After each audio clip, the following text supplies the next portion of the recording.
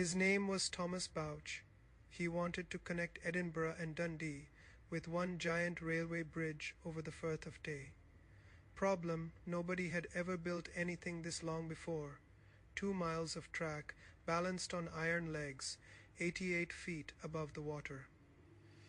Bouch's solution: save money wherever possible. Cheaper materials, thinner columns, less oversight on the factory floor. What could possibly go wrong? During construction, 2 of the bridge's massive iron girders fell while workers were lifting them into place. Nobody died, but it should have been a warning. When government inspectors finally checked the bridge, they only tested it in good weather. Their report literally said, quote, they'd like to see how it handled high winds with a train running over it. They never got the chance. They approved it anyway. With a speed limit on a bridge in Scotland famous for wind. The bridge opened in 1878. It worked.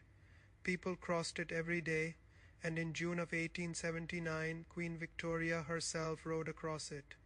She was so impressed, she knighted Thomas Bouch on the spot. Sir Thomas Bouch, engineer of the greatest bridge in the world. He had no idea. He had 6 months left before that title became a joke. December 28, 1879, a Sunday night. A massive storm rolls in off the North Sea. Hurricane force winds. A passenger train leaves Edinburgh, headed for Dundee, with 75 people on board. A signalman at the north end of the bridge watches the train start to cross. Then he sees sparks, a flash of bright light. Then nothing. Total darkness. No signal, no response. He sends a telegram to headquarters, quote, terrible accident on bridge, 1 or more of the high girders blown down. The middle of the bridge, the tallest, most central section, was simply gone, and so was the train. Rescue crews tried to reach the bridge that night, but the storm drove them back.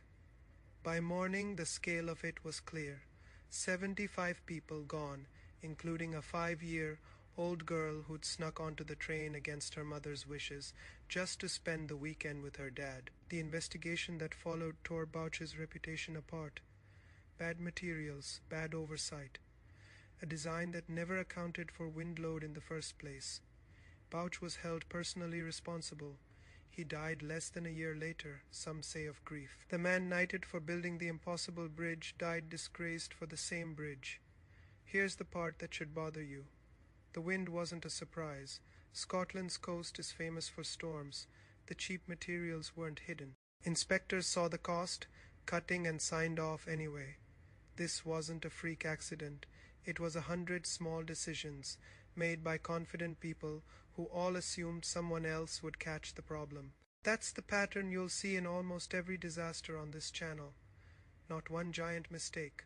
A pile of small ones. Nobody wanted to be the one to stop. If you want to see the next one, hit subscribe, because trust me, humanity has done this again and again and again.